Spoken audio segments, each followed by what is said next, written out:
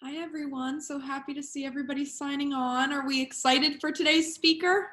I know I am. And Destiny, I see you have a friend or a relative with you. Happy, the more the merrier. My sister. Sister, thanks for being with us. Hi, Judy. Okay. See, so we still have a few people signing on. It's not 5 o'clock yet. So if you need to run to the bathroom or get yourself a beverage, feel free to do that now.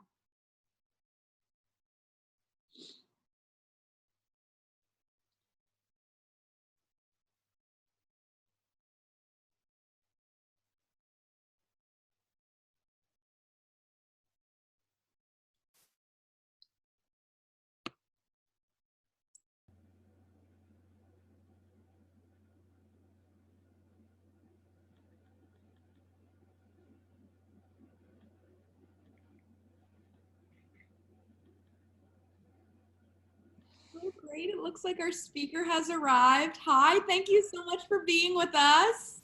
Hi, everyone. I'm really happy to be here. Thank you so much for having me. Can you hear me okay? So perfectly clear, and we are so excited to be hosting you. Thank you for being here and taking time out of your schedule.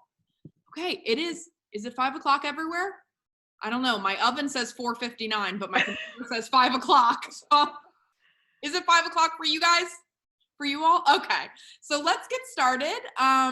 Again, thank you so much for being here. We have a couple of students introducing you today. So let's get right off and get started so that we can make the most of our time with our amazing speaker tonight. Who's doing the introductions? We are. Okay, great.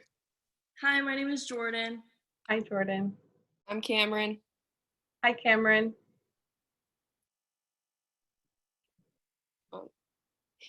I'm Mackenzie. Hi, Mackenzie.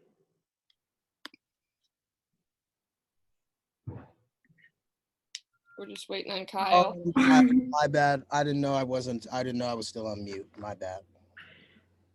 Hi, Kyle. So Jamillah Davis Hernandez attended Lincoln University, where she received her bachelor's in business management. She started working at Saks Fifth Avenue in 2008 as a buyer for women's contemporary casual collections. She also worked as a buyer in women's designer collections, designer handbags, and she is currently working in footwear and accessories. And in January 2019, she became the VP and DMM of footwear and accessories. She is an executive board member for the Black in Fashion Council. The council has 400 Black editors, models, stylists, and executives looking to address systematic racism and discrimination in the fashion and beauty industry. The goal of this council is to move beyond cancel culture and hold those responsible accountable. She's also an executive board member for BRAG. This membership allows professionals, entrepreneurs, and students to have networking opportunities. It gives members great motivation, guidance, and interactions with top talent in the fashion industry. They provide access to exclusive job opportunities and the chance to exchange business ideas with the board. There are instructions on how to apply for the membership at bragusa.org. The member rates are $100 annually for professionals and $25 annually for college students.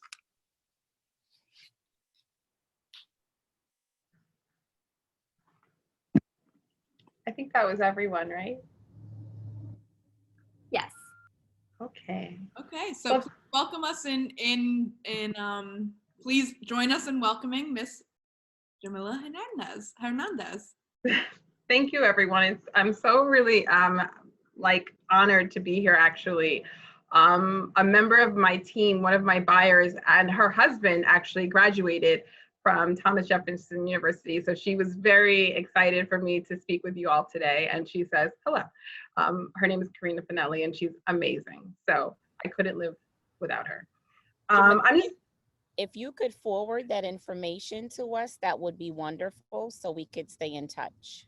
Absolutely, absolutely.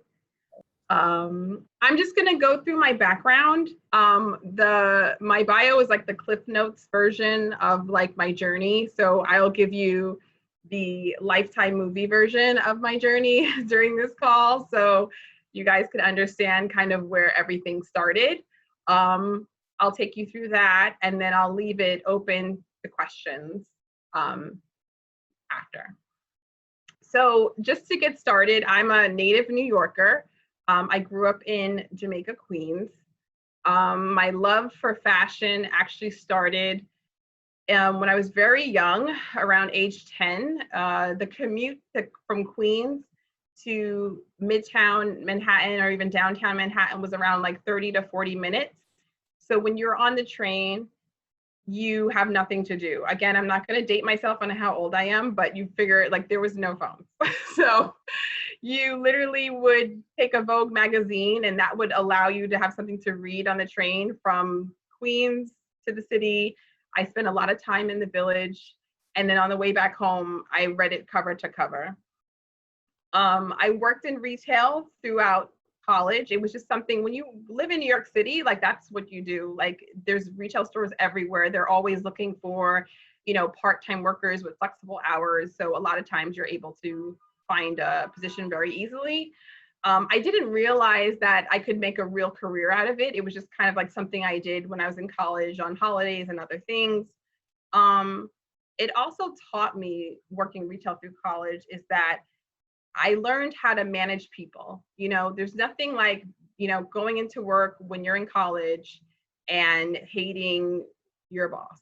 So I knew that I did not want to do certain things when I became a boss, whatever industry it was. I knew what not to do as a manager. And I feel like it really has helped me develop my team and make me successful in terms of developing people to move further on.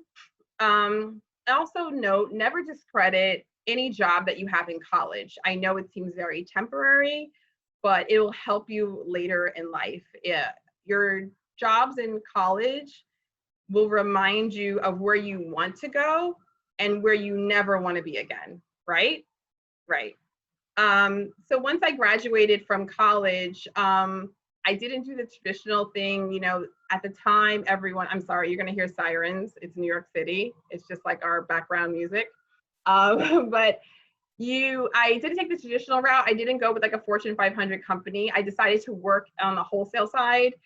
It was at the very beginning of streetwear, where like FUBU was becoming like a major brand. All of these streetwear brands were just like really taking over the fashion world. So I wanted to be a part of that. So I did wholesale for about a year and a half. And then I kind of, as a young person, when you work at a small company, you want to be CEO in like a year. And when they don't promote you, you're kind of like, why not? I'm amazing. And that kind of happened. And I decided, it was a very small company, so there wasn't really anywhere for me to go. So I decided to move to Denver and kind of like, I'm tired of New York. Maybe the fashion industry is not for me. Let me try something different. And, Denver, you're like, why would you go there? And again, it was from relationships I had in college. I had some college friends and sorority sisters out there. So they were like, move out here, it's great. And I did. And of course, I missed retail, which was an epiphany to me, because again, I always looked at it as something I did in college, didn't really have my heart and soul into it. But I realized when I moved to Denver that I was extremely good at retail. So I decided to move back home, and upon moving back home, I got a position with Macy's on 34th Street, where I was a department manager, and I worked in I call it the basement of Macy's, not even the home goods area, the basement of Macy's. And from there, I worked my way up for about 2 years into several different positions as a department manager. Because of my retail experience on the store side, it allowed me to kind of know how to handle and know how to drive business. My old manager from Macy's moved over to Saks Fifth Avenue, and he recommended me, and also another colleague recommended me to apply at Saks. I applied at Saks, and I did not hear back from them until 2 months after I applied. So never get discouraged. You never know when that phone's gonna ring. And just because they don't respond back to you right away, I tell you, just don't worry about it. Keep trying, keep your head down, keep working. The opportunities will come. Upon joining Saks Fifth Avenue as a department manager, I started in the evening wear department. And then I was promoted to contemporary sportswear area, where I got to see the launch of brands like Tibby and Joie and Vince, like things, brands that are like pillars in the fashion industry now when it comes to contemporary sportswear. And one of the buyers, you know, they always, at the New York flagship, the buying office was across the street. So the buyers would come over all the time. I would work them through like what was working, what was not working. And eventually they said, you know, you should come to market, Jamillah. You have a great eye. Everything you usually call out to us really works really well. Like just come to market so we can eliminate, you know, the emails back and forth. So you could just be there firsthand. So I started to do that. And there was a program for department managers who wanted to go into the buying office. I honestly loved the store line side. Every day was different. You didn't know who you're going to interact with. You really got to see the change on the front lines. But what happened was Saks decided to kind of restructure the department manager role, and from merchandising, visual, business projections, they wanted you as a department manager to focus on one area of the company. So if you were doing business, that was what you do all day. If you were doing visual, that's what you would do all day. And I couldn't decide because I loved all aspects of my job. And with the buying program at the same time, I thought, you know what, let me take a leap into buying and see what this is like. Upon joining the executive training program, I was clearly older than a lot of the people in the program because they were fresh out of college. And sometimes it made me realize that you have to take a step back in your career in order to move forward. So taking that step back allowed me to join the buying side of the business and then start off as an assistant in modern sportswear. From there, I became a senior assistant buyer in handbags. From there, I became an associate buyer in sunglasses and accessories. And then from there, there was a program for associate buyers who wanted to eventually be a buyer in the company. I applied and I got accepted. And while I was in that program, I was promoted to contemporary sportswear buyer. I was promoted to a buyer during a recession. So literally the day I moved into my office, I never forget, I was so excited, had everything laid out, my pictures, like my phone, got my business cards ready to go. And then the stock market plummeted the next day. And I was like, oh my God, I'm not gonna have a job. And what it really taught me was how to be resilient in times when business is uncertain, very similar to what we're going through now. So, you know, now that we're in this pandemic, I'm like, I've been here, done that. 2008, no one was shopping, no one wanted to buy anything, and we were able to pivot, and I was able to use strategies that helped me be successful. So upon being in contemporary as a buyer, I was promoted again to contemporary buyer over like girly brands, CVF, other brands like that. And it was very interesting because it came full circle that when I was working with Tibby as a department manager, fast forward a few years later, I am now their buyer. So a lot of brands trusted me with their brand vision. They were able to, because they knew that I believed in them in the very beginning. So another lesson is you never know how your paths are going to cross again in business. You know, if I was a terrible department manager and then all of a sudden I'm your buyer, you would not want me anywhere around your product. So you always have to be careful and make sure that whatever impression you're leaving with people, you might see these people 5 years, 10 years, 15 years from now. So always be at your best. After contemporary, I became a designer ready-to-wear buyer. I did St. John, Escada, a lot of brands, you know, for an older client. And that taught me kind of the clienteling piece and how having relationships with clients can really help your business. I traveled the country a lot, doing a lot of ladies' luncheons and made best friends with a lot of, you know, 80-year-old ladies that bought, you know, from Saks Fifth Avenue. From there, I was promoted to buyer of designer handbags. And that's where the company went omni, and we were looking at our business for online as well as in stores. And the biggest thing about what I've learned in that position was 80% of my volume was from Saks.com.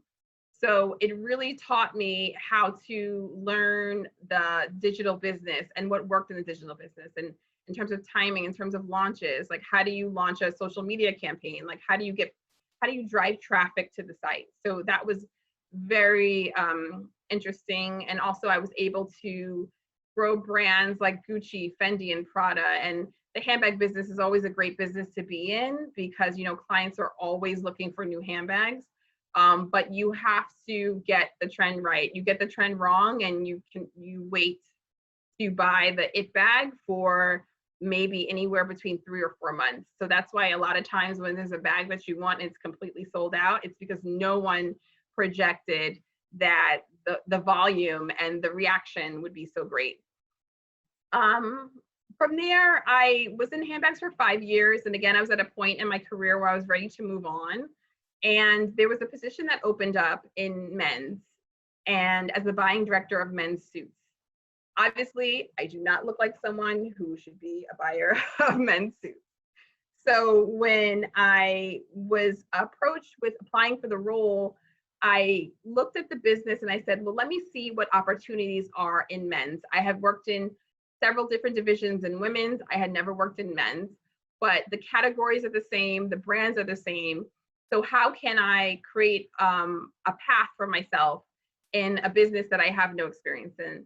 And I decided to deep dive into the business, and I completely saw an opportunity of creating a whole new role. Instead of focusing the buying director on men's suits, what if the buying director's complex was men's shoes and accessories? And at the time of my career, the business I was the Gucci handbag buyer, not a bad gig at all, very safe. But I said I wanted to do more, and I presented this opportunity to the hiring manager, and I said, I would love to work for you, but only if I could manage this area of business. And again, I always challenge everyone to ask for what you know is where your strengths lie. If you know you're really good at doing something, but that's not, oh my gosh, here comes that. If you know you're really good at something, but it's not available to you, present a case, because companies are always looking for new ways to do business, new ways to drive volume. I presented my case, and of course it's a fire truck, hold on. I presented my case and they said, you know what, we've never done this before in the 20 years that this position has been around. We've never looked at the business this way. And they said, okay, we're gonna give you the green light and allow you to take the business where you want it to go. I'm gonna wait for it. Okay, they're gone. So Jamillah, we can hear you perfectly fine. You might. Oh, you can? It sounds so loud to me here. Yeah, you might not be able to hear yourself, but we can hear you just fine. Okay, great. I will go on. Okay. So it was the best decision that they ever made. Fast forward, one of the biggest projects we worked on was the opening of the men's shoe floor in a New York flagship. And this would be the largest men's shoe floor in New York and also North America. And all of my store experience allowed me to have, you know, a different mindset, a different view on how to launch this floor. The marketing knowledge I learned from my contemporary days, the digital experience I learned from my handbag days, all culminated into like an engaging ad campaign. I also pushed back and I said, I don't want to do any catalogs. We're a very traditional department store. They love to do a catalog. I wanted to do everything digital, which was unheard of at the time. So sometimes you have to kind of, you know, step out and break the mold and do things differently. And, you know, not so much to be a fast follower of doing the things that have been done over and over again, but saying, you know what, I have a real opportunity to do something different. And I think it's going to have a positive effect on the business. And, you know, fast forward to, you know, 2 years later, we are the #1 men's shoe floor in North America. We are the #1 men's shoe floor in New York City. We continuously get press in WWD. Even in a pandemic, you know, my team and I, we've made plans for the spring season. Men's shoes and accessories are the strongest business in the entire company. When our president and CEO is on CBS Sunday Morning, MSNBC, he's always talking about the men's shoe business at Saks. And it's really surreal because of the journey of how I got here. You know, I always tell people, you know, I literally used to work in the basement of Macy's, and they're like, that's impossible. And I'm like, no, it's possible. I did. So I used all of that experience to really help me develop my team, develop my relationships with my vendors and my brands. I'm always looking for, you know, data that's not, you know, in a report. Like, what are the things that I can learn, or what are the, you know, the X factors that no one else knows about that can give me an advantage on my strategies. I'm a big fan of the book Outliers by Malcolm Gladwell. I read that book earlier on in 2008, and it completely changed how I looked at everything that I did with my business. And the premise of his book is basically anyone who has dedicated 10,000 plus hours to something that they love and they're passionate about is definitely going to succeed. So I always look at my journey as my 10,000 hours, because I've been doing fashion and retail for so long that it, you know, it, of course, you have all this experience, and, you know, over time, you know more than what other people know because you've dedicated the time to your craft. So I encourage all of you to read that book. And I think that's it. That's my background. So you guys also gave me some questions that I can start answering, if that's okay. If we don't have any questions right now. Go ahead and answer those first, Jamillah, Okay. and we'll open it up to the rest of the class. Okay, great. So the first question was, how do you balance a role with great responsibility and your personal life? So first and foremost, I do have 2 children. I have an 8-year-old son and a 6-year-old daughter. And I would definitely say the balance of my personal life starts with my my husband and my partner. He is my biggest fan. We've known each other for a very long time. So he understands how important my career is. He understands that, yes, I will be traveling 2 weeks at a time. He understands, you know, where I started. So the first thing, you know, if you can find yourself a partner or a spouse that is your biggest cheerleader, that's going to help you tremendously, because you'll have the support that you need. It's very crucial. I am also a master planner when it comes to the children's schedules. I look at it for like the whole year in advance. The great thing about working in fashion is that the summers and the holidays are actually slow on the buying side. Like, there's, you know, a lot of the market ends on like early December and then or early June, and you basically have your summers free. Europe shuts down for the whole entire month of August, and they don't come back. So you have a lot of time to yourself and to take time to yourself to reset, because, you know, the fashion pace is very fast. So you have to make that time. So planning helps me. I'm also a big supporter of meditation. I love to just take, you know, 10 minutes in the morning, 10 minutes at night, just to kind of clear my head and get my thoughts together. Being in the fashion industry, you'll tend to even dream about your job, dream about ad looks, dream about strategies. So sometimes it's great to just disconnect and kind of have some silence. The next question was, what are you most proud of that the Black in Fashion Council has accomplished? First and foremost, I was proud that this was founded by 2 Black women, Sandrine Charles and Lindsay Peoples-Wagner. I just feel like they are so amazing, because this is Black in Fashion Council is not their day job. Lindsay's running Teen Vogue, and, you know, Sandrine has her own consulting business. So the fact that they had time to put this together is always astounding to me. I'm also relieved at they're looking into all generations of Black industry, fashion and beauty executives, and not just their age group.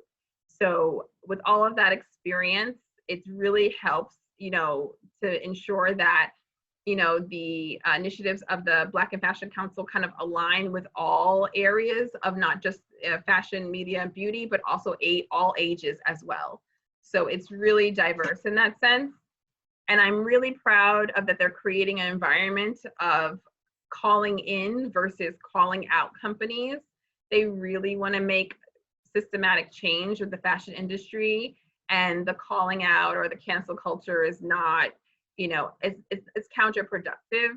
So they're creating a safe space for these, Fortune 500 and traditional fashion companies that realize they have so much work to do, but they really have an ally with the Black and Fashion Council to help them get that work started. And also super proud that they signed on so many companies.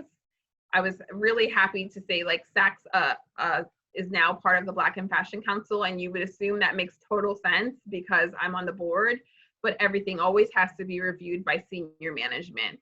And I think the biggest exciting thing is that this is not just a trend, but something that is going to create systemic change in the fashion industry over time. It's a commitment of not just one and done, but a minimum of 3 years on how we are bringing Black and POC talent to all areas of fashion and beauty. Jamillah, I just wanted to insert really quickly. Thank you so much for talking about your work with Black and Fashion Council. We actually hosted not this course, but another course within our FMM program at Jefferson, hosted Lindsay Peoples-Wagner, doing kind of like a webinar like you're doing right now, just a couple weeks ago. And she's amazing. She was incredibly inspiring, incredibly moving, and really, really is providing, a great voice for the future of so many of our students. So we really, really appreciate all the work that you're doing. I wanted to stop you before you went on and just tell you that we applaud the work that you're doing, and we appreciate the work that you're doing, and we need the work that you're doing, and please keep doing it, and we will help you in any way we can. And love it. Well, you love it, love it, love it. I have to put a plug in for Bragg. If anyone is not a Bragg member, please join Bragg. It is so crucial. And Bragg, again, is not just for Black and POCs, but we also have allies in the industry from major fashion brands that are non-POCs that are also members of Bragg, because Bragg is about information, right? Information for entrepreneurs, information for students, information for everyone. So please, I encourage everyone to join Bragg. That's my PSA commercial for that. And we do have our president of our Bragg chapter on the call today, and I see her smiling. So, hi, Jamillah. Hi. Hi, my name is Klatia, and I'm a current senior. Thank you so much for plugging it in about Bragg. I've been trying to spread the word to everyone on how important it is. It's so important. Opportunities that it really gives students of color and like just students in retail. So thank you. You're welcome. You're welcome. And happy to say that, with this reignited, vision and purpose around Black and POCs in the fashion industry, Saks has signed on again with Bragg. And now for the first time ever, we will have 8 Bragg interns that will be represented in every division of the company. So internships, jobs, like positions, the network is endless. It is completely endless. And like I said, it's also of course, the focus is on Black and POCs, but we do have allies that are members. And it serves as it gives them a lot of information on topics that are not easy to discuss. So that's my plug. I'll plug again before I get off. And don't think that you don't have to join just because you are not a POC or a person exactly. of color. You don't know what that means. Allies are just as important to the community as people that are of color. So everyone has a voice. Yes. We really want to encourage everyone, because you guys are the future leaders of the fashion industry. And if you start your education now with Bragg as an ally, imagine what change you can bring with whatever, company you join after college. So, sorry to interrupt. I just wanted to talk about that for a second, but you can continue answering. It's okay. It's okay. The last question I had was, do you see discrimination as a major issue within the fashion industry? And the answer, sadly, is yes. I mean, there's been times when I've been mistaken as the, assistant buyer. I could be traveling in Europe and they'll go to my like buyer and say, "Hi, Jamillah." And I'm like, "I'm Jamillah. This is, that's Hillary. That's not the vice president. I'm the vice president." I've had meetings where my boss can't attend and they're like, "Well, we'll have to reschedule until he can come." And he's like, "No, I don't make any decision without Jamillah, so it's fine. She can be at the meeting." Again, that's where allyship comes in. My boss is incredible. I just think that in the fashion industry, it's already tough in general. Even when you look at the discrimination that's happening with women and men, a lot of these LVMH carrying companies, these luxury fashion houses are run by men. Every meeting I have in Paris or Milan, it's a table full of men, and I'm always astounded because it's, I'm thinking, the discrimination just starts with Black and people of color, but then you get over that hump and then there's discrimination against women. So it's just, there's a lot of discrimination. It could be a classist discrimination as well in terms of wealth. The fashion industry has a lot of people that come from money and they're able to sustain and live in New York City and buy the latest fashions. So there is a lot of levels of discrimination. And I think, this, with the protests and the murder of George Floyd, it had asked everyone to reset and say, well, where do your priorities lie? If you're going to be a successful retailer, or wholesaler, like, how are you diversifying your portfolio? How are you making all voices heard in those rooms? And, starting with Black and POC people, it's extremely important. So it's definitely there in the fashion industry. I also feel like as a Black woman, I have to perform at a higher level of excellence than anyone. I've been with Saks for 20 years. I can count on half a hand how many mistakes I've made. And that's just not sustainable, like, to anyone. Again, like I said, there were certain outliers that allowed me to have, success, but not everyone has that same path. And it's hard for everyone to expect, to perform at that level. So I'm always constantly, working with senior management, calling in opportunities for, like, how do we make this easier? Like, my journey was my journey, but everyone is not going to have the same path as me. And how do we make, not just Saks, but the other companies that we work with, a safe environment for Black and POC people to be their authentic selves, to bring ideas to the table, to feel seen, to feel heard. So it's a constant work in progress. We created a diversity council at Saks, where I'm a co-chair. And, we are really just saying, okay, here are the things that I dealt with over the 20 years at this company. Like, how do we fix this? How do we make sure that this doesn't happen again? I started with a group of Black girls and we all were assistants at the same time. And they served as a strong support group for me. And one by one, they slowly just said, I'm tapping out. They couldn't do it anymore. We're still friends to this day. But, like, what would the company have looked like if we stayed? It would be amazing, and I do credit Saks in the luxury space. They have the most Black and POC, VPs and execs. But, if I'm still the only one, and that's the most, we still have a lot of work to do. So, okay.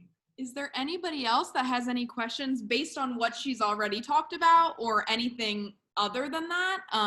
If you're not comfortable in speaking up, you can always write through the chat box. I'm happy to read go. So Anaya has asked, she always has some great questions. So Anaya has asked, was there a specific point in your career journey where you realized that this is exactly what you wanted to do with your life? Yes, I would say, great question, Anaya. When I moved to Denver, and I realized I wasn't so close to the fashion industry anymore, and I was doing it in a kind of like a secondary market like Denver, and I was doing retail, but I was really good at it.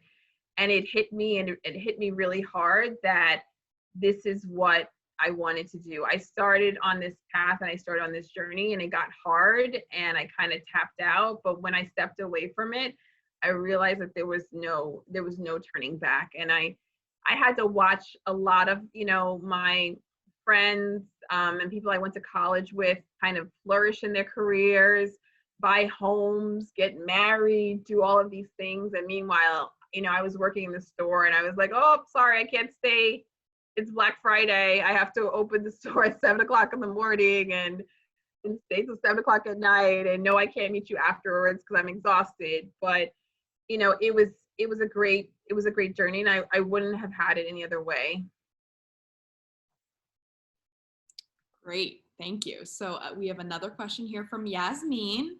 Yasmin asks, what is a piece of advice you wish your younger self knew when starting your career? Good question, Yasmin. I wish I knew that it was okay to be myself.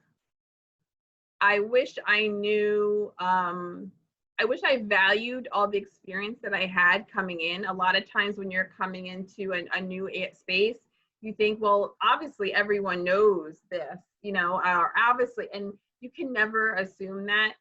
Every day in my current role, I'm always educating, presidents of companies, president and CEOs of companies, and saying, well, this is why my business is so great. I always use the example, the men's shoe business it's a very fickle business. There's highs and lows. One second your business is on fire, next second it's not. And Versace came out with a new shoe about, a year and a half ago called the Chain Reaction. And I was new to men's, and I just knew that this was going to be huge. And the Chain Reaction was named after 2 Chainz. So I'm literally like, this is going to be big. I'm asking for extra open to buy, and I have to explain to my chief merchant who 2 Chainz is. And she's like, I don't understand. Like, who is this person? Like, what's going on? Why do you want $1 million more money? I'm like, because this is going to be big. So I wish as my younger, early point in my career, never just credit all the information that you have that, you just assume everyone else knows. Because a lot of people in those rooms are not aware of what's happening in culture, what's happening at different levels. And you could be that voice. And then I would also tell my younger self, to be confident, you are in that room for a reason, and you can be the smartest person in that room. That is completely possible. Regardless of people's titles and how long they've been doing what they've been doing, you should have the confidence to speak up where there's opportunity, speak up when you see, a strategy that might not work out, let your voice be heard, and don't be afraid of that. That's right. Okay. So it looks like we have about 4 more questions. So far, and they keep coming in. So I'm going to try to get through all. Okay. I see some of them in the chat. Yes. So Faith asks, thank you, Faith. How did you know it was time to move on to something new? So when it came to the certain part in my career, when I was in the store, I knew it was time to move on because I was spending a lot of my time working with the buyers. And so I knew that, it was time to take a leap.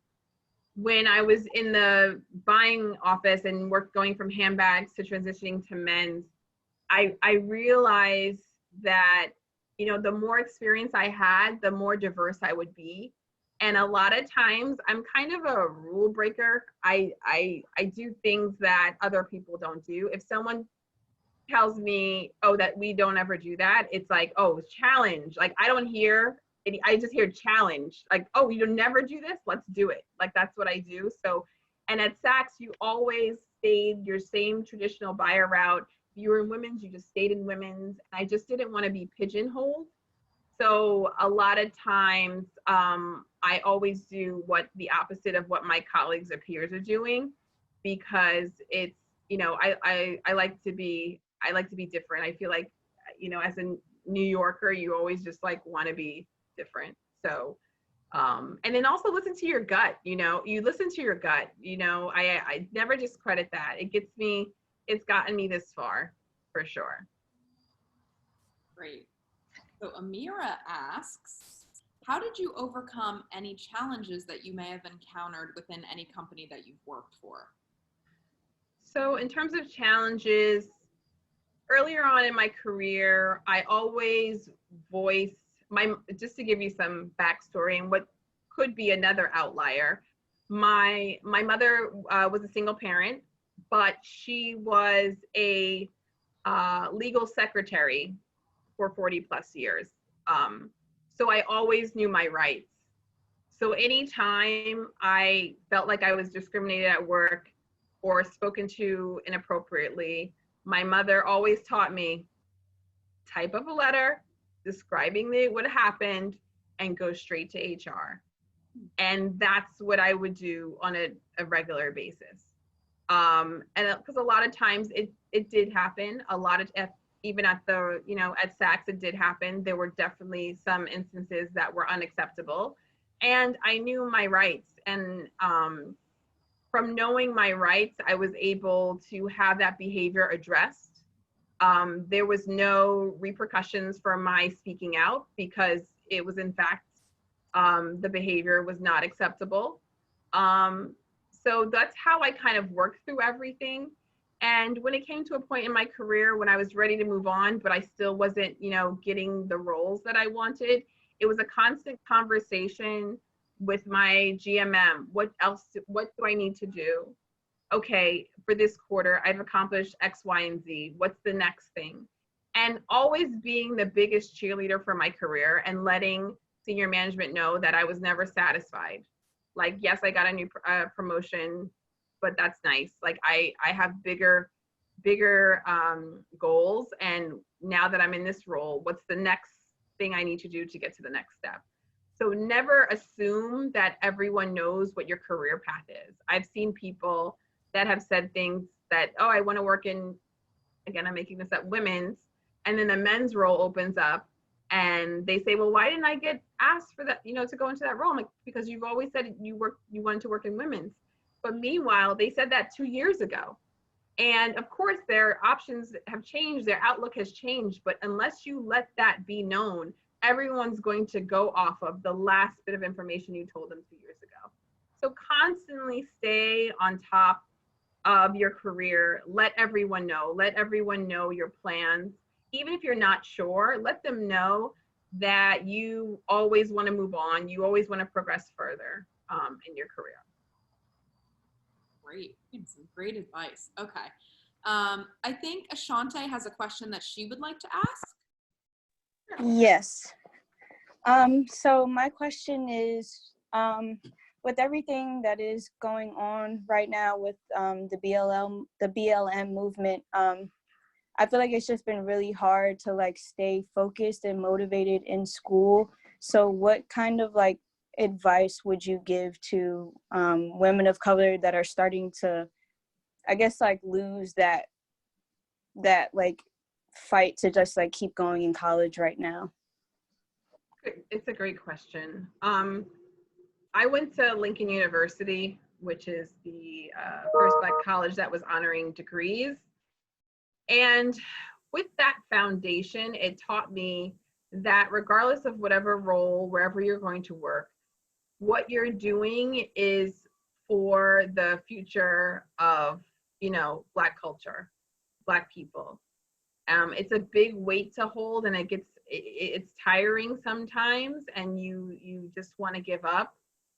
But you have to think about the generations that came before you and the generations that are going to come after you. And I know you feel like a small grain of sand on a big beach, but your grain of sand will be the footprints of tomorrow. You have to keep going and moving on. And I know it seems daunting, but like I said, I used to work in the basement of Macy's, and now I'm running the largest men's shoe business in the world, honestly. So always have your group of, of support, people to keep you going. Everyone gets tired, everyone has down days. And with everything going on, I also recommend, I turned off the CNN alerts on my phone. There's certain people I just don't follow on social media. It has become too much.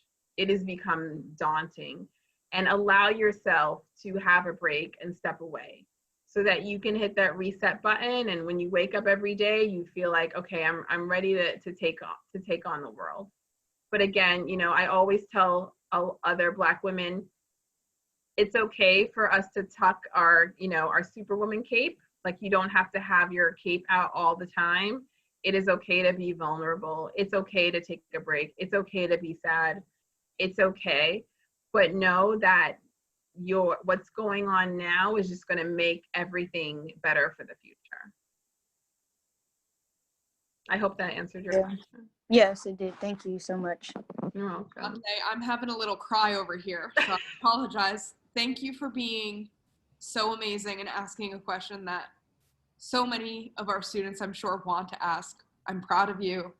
You are so brave, and we are always here to support you. So know that. Thank you. Oh my gosh, you're gonna make me cry. And thank you, Jamillah, for answering that. No problem.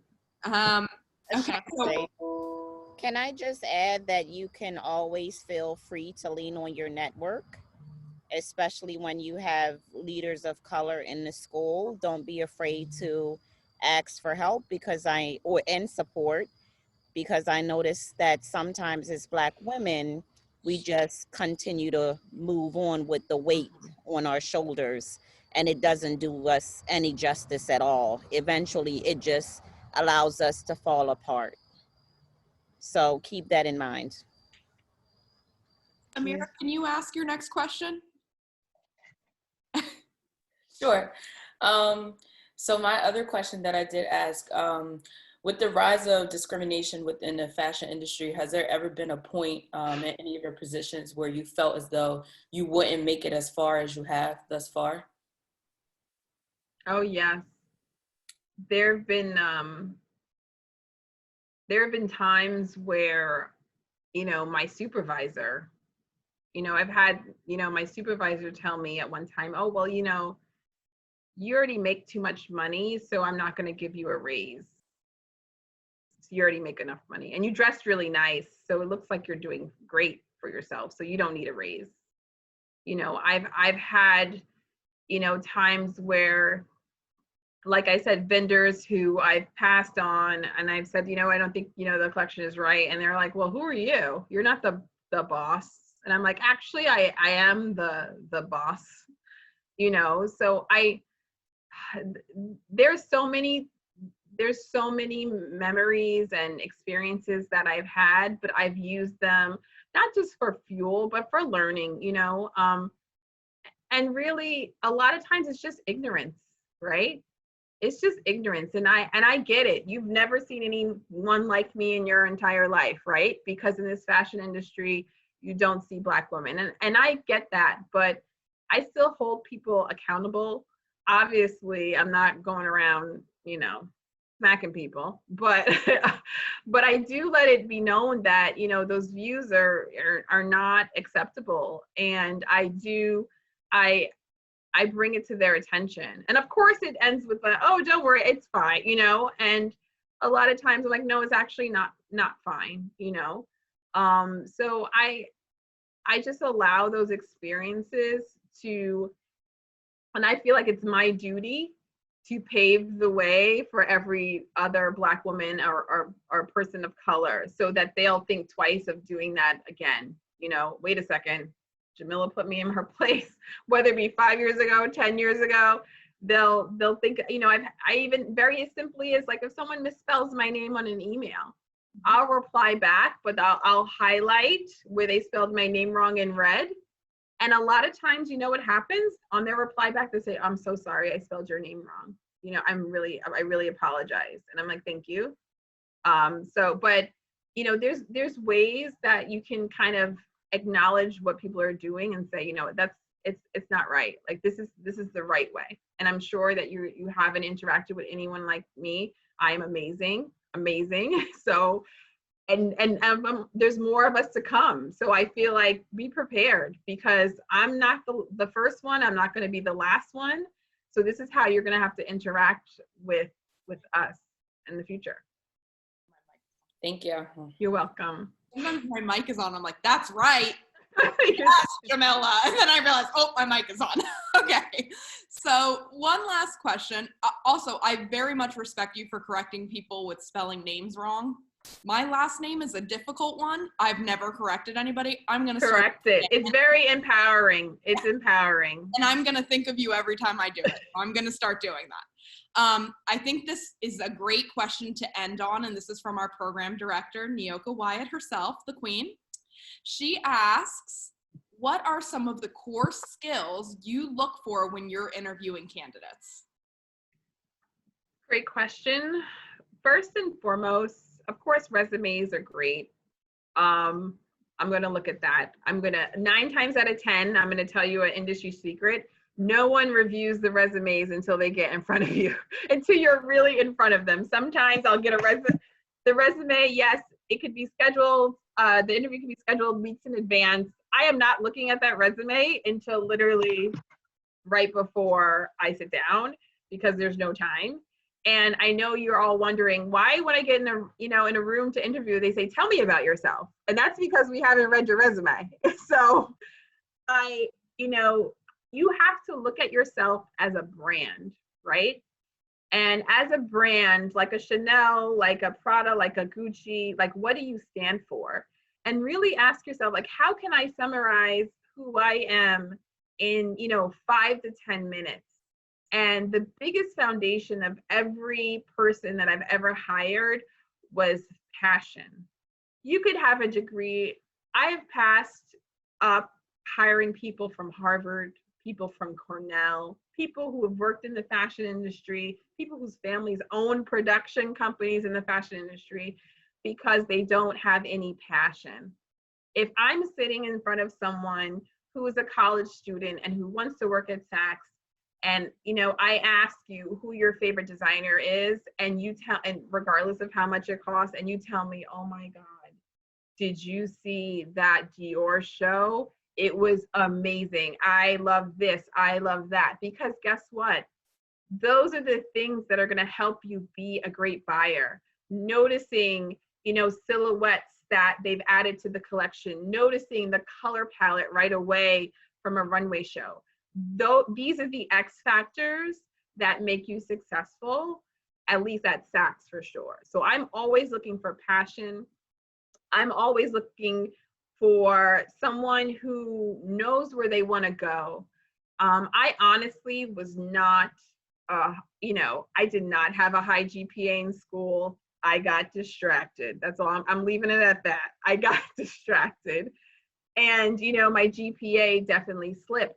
So I used the interviewing skills of relaying the passion and, where I saw myself in 5 years, and letting people know that if you hired me, like you will not be disappointed. You will not be, you'll be satisfied with the results that you get. So that's the main thing. And honestly, be confident in these interviews. Ask questions back. Not only are we interviewing you, but you're interviewing us. Like, is this the place that you want to be? I love it when someone gives me a myriad of questions and they're like, oh, a lot of times people apologize. I'm sorry, I'm asking too many questions. And I'm like, no, go ahead, go for it. Because if you don't have any questions at the end of an interview, it shows me that you're not interested and you're not concerned about where you're going to end up in your career. And that's a red flag to me. Oh, there's a lot of questions. Okay, wait. Well, there's a lot of comments about how amazing you are. It's not even questions anymore. It's comments about how amazing you are. I see Ashante is clapping you up here. Oh, thank you guys. Thank you. You're so confident. You're so inspirational. This was so impactful. We're getting a million coming through. And I think if there's one quote that I would take away, it is, think of yourself as a brand. What a great piece of advice. I think that's going to go up on Instagram, if that's okay with you. That's okay. And you can follow me. I'm at Jamillah Davis Hernandez on Instagram. So feel free to DM me if you have questions or other things. Jamillah, do you mind if we take a picture for our Instagram so we can talk about how we invited and hosted you today? No, absolutely. Absolutely. It's fine. Great. So my girls that did the introductions, can you please do that and then send to me and, Janine Bailey Allen? I can do it. Okay. And also include the quote in the email. That excellent quote. That's got to go up there. Okay. And break the mold. Don't forget to include break the mold. Break the mold and be your own, or what did I wrote it down in here. Be your own brand. Look at yourself as a brand. Okay, smile.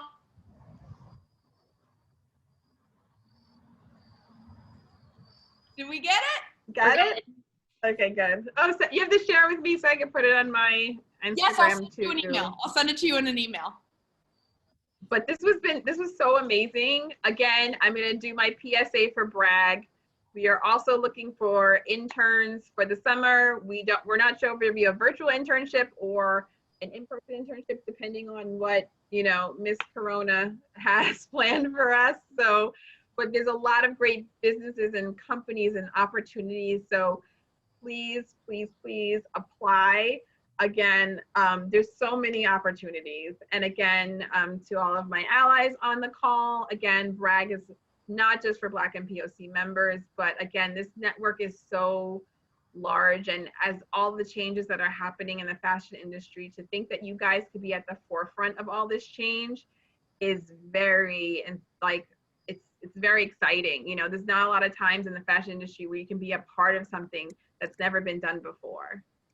So I encourage all of you to join Bragg. Jamillah, would you mind repeating again the book that you mentioned? It was like Outliers? Outliers by Malcolm Gladwell. He is amazing. I can just put it in the chat. Yeah, would you mind? Because I have a couple people ask me now. So Outliers by Malcolm. Gladwell. It was from 2008. And then would you also mind if you didn't, I think you mentioned your name to look you up was just Jamillah Davis Hernandez? Yes. Okay, so your full name. Yeah, I'm putting that on this. That's my IG account. Your phone's going to be blowing up, so I said on silent if you're planning on getting some quiet family. It's a quiet time. Yes. And again, follow me on LinkedIn. A lot of times I connect with a lot of students, and they just have questions. And, it's okay to have questions. Ask as many questions as possible. And, a lot of times I've learned a lot from people that, there's not a lot of, Black women or Black and POC people in fashion. So anyone that you you admire, regardless of race or sex, ask them to be your mentor. Like, can you be my mentor? These are really, I take it very seriously when someone asks me, like, can you be my mentor? I take it very seriously, and I stay with them in their career. And yes, even after if they leave Saks, like one of my old associate buyers is now, DMM at Bergdorf Goodman, and that's our competitor, right? So I'm not supposed to be talking to her, but we talk all the time. Our kids play together, and she, she's Asian, and I have, other, people that used to work for me that are all races, and I feel like we just have to all help each other because, we have to, If you see a like-minded senior person that you're like, you know what, I like what they're saying, I like what they're doing, I like how they treat their team, this is someone that I aspire to be, ask them how they got there. People are going to be open to help you, especially if they're very like-minded and they're open. And then even when people say, I'm sorry, like, scram kid, I don't have the time, note for future, right? Note, like, okay, this is not what I want to be when I get to where I want to go, because, a lot of times some people might not have the time, and that's okay, because maybe that wasn't going to be the relationship for you anyway. So there's always a plan behind it. There's always a plan. There's always a plan. And, Oh, sorry, go ahead. They were just saying, and I see, you know, it's just, and then also the biggest overarching thing is you have to take care of yourself, right? Mental breaks, have fun. Again, fashion industry is so fun. Like, you get to spend other people's money for your job. Like, how can you be miserable, right? But you have to take time to reset. Everyone needs a reset, and everyone needs to be able to just take some time with themselves, and also be gentle. Be gentle on yourself. Don't be so hard on yourself.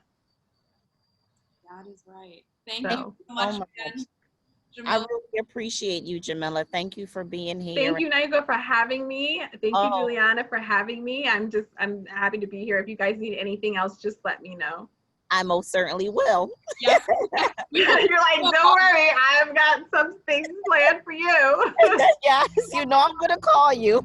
And please keep your phone on silent the rest of the night, because you're gonna get about 70-something bring, bring, bring, bring alerts. So Yeah, but I really do. I really appreciate, you know, you and Lindsay and Nate Hinton and Shawan. We've had so many fantastic. You've had an amazing lineup, a stellar lineup. Yes, yes. We Very hit proud out of it the park this semester. And, you know, it was well needed, because I also sometimes feel that a lot of the light is shed on design, but then when it comes to merchandising, we don't know who those leaders of color are. And it's so important, because designers can't do anything without us, and we can't do anything without design. So I really, really do appreciate you taking the time and for saying yes, because I know you are super busy with kids, with mentoring, with the Black Council, and everything else. So thank you. I cannot thank you enough. It was my pleasure, and I'll do it again. Thank you. All So right. can we just, you can unmute and let's do a round of applause for this fabulous woman. Thank you, guys. Thank you. Thank you. I hope it was helpful. I'm glad it was helpful. Buddy, I've never met you. Absolutely. Absolutely. Oh. And Nayoka, I will get you Karina's information. Thank you. I appreciate that. And then there's another fabulous woman at Saks as well. Her name escapes me, but I believe she may be another VP or executive VP. I'll find her name and send it to you. Yes, find her name, because. And I was also stalking the executive. You mentioned her name at Bergdorf as well. She's Asian. Yeah, so there's a few. The person I was referring to, it's not the chief merchant, it's not Yumi, but it's another buyer. Okay. Okay. Grace, but if I'm not another buyer, she's a DMM over women's advanced designer. Okay, I'll be in touch. Yeah. I'll give you all the contacts you need. No worries. Yes. Thank you. I'm going to sign off, and I think it's going to kick you off if I sign off, because I have another call that I'm now a little bit late to. So Okay. You all have a great night, everyone. You Thank too. you. Thank Bye-bye. you. Bye-bye.